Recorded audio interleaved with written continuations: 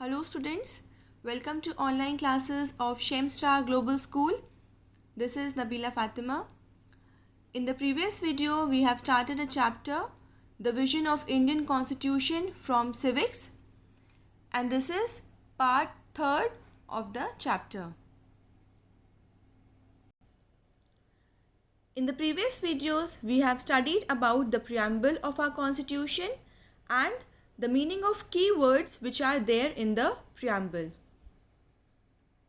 Our next topic under this chapter is fundamental rights of Indian citizens. Now, let's study about fundamental rights. Our constitution gives the basic rights to every citizen, which are known as fundamental rights.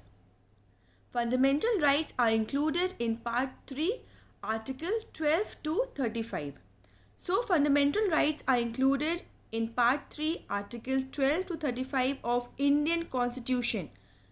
Part 3, Article 12 to 35 is also known as Magna Carta of Indian Constitution.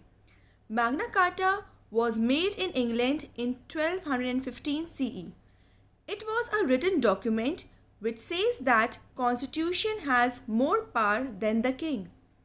Part 3, Article 12 to 35 is known as Magna Carta of Indian Constitution, which tells the rights of the citizens. Now, next is US Bill of Rights.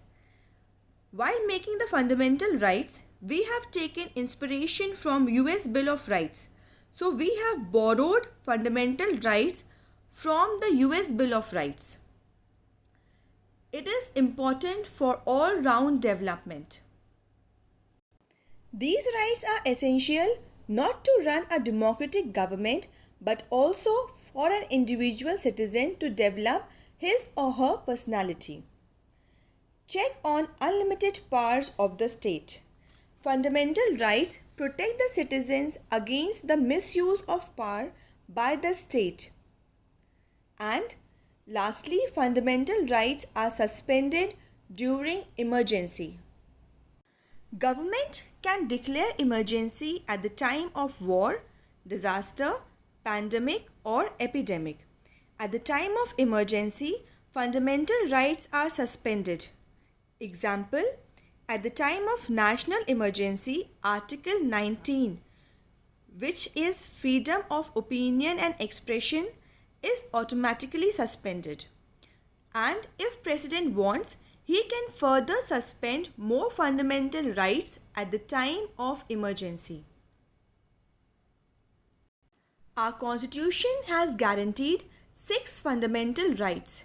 They are right to equality, right to freedom, right against exploitation, right to freedom of religion, cultural and educational rights, and right to constitutional remedies.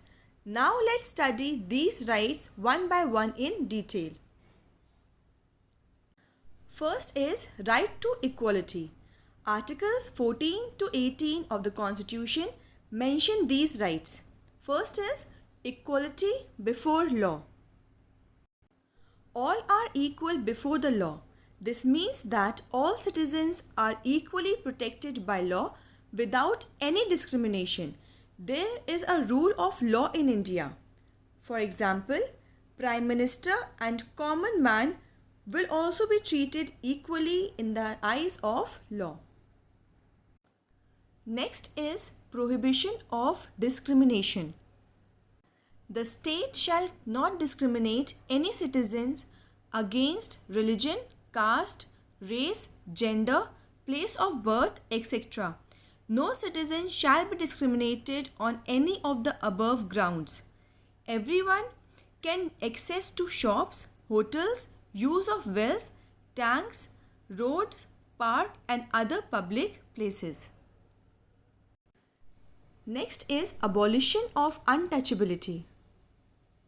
Article 17 of our Indian Constitution says untouchability is abolished and practicing untouchability is a punishable offence. Last point under right to equality is abolition of titles. Earlier people used titles with their names like Nawab, Raja, Sir, Sahib, etc. These titles have been abolished by the government. People can only attach their academic and military titles now. Example, people can use the titles like doctor, lieutenant, professor, etc. with their names.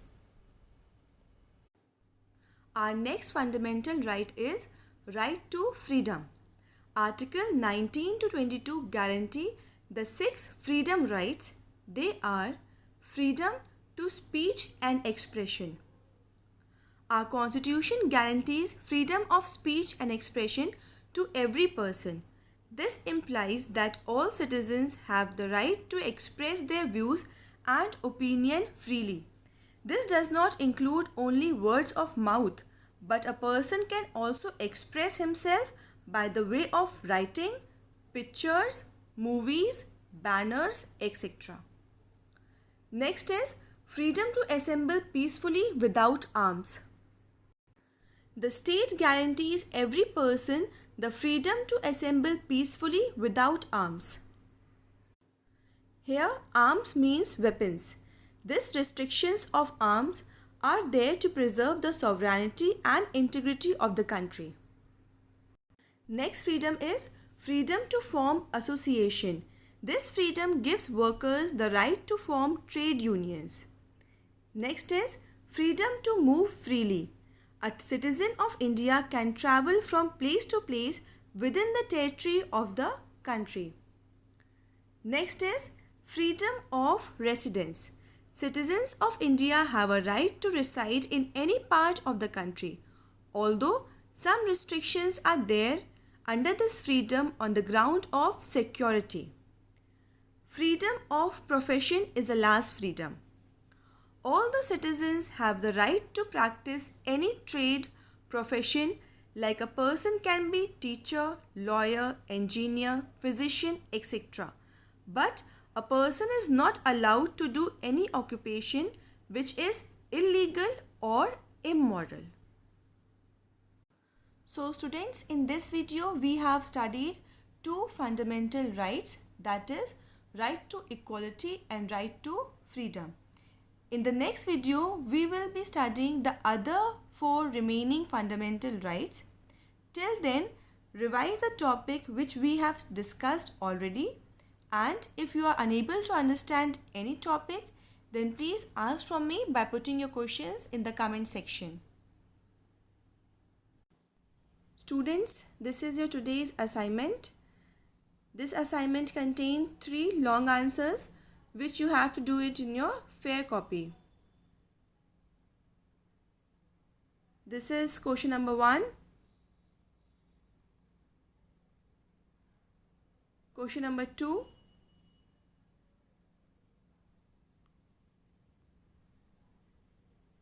and question number 3. Pause the video, write the answers in your fair copy and then send me in the form of PDF in Google Classroom.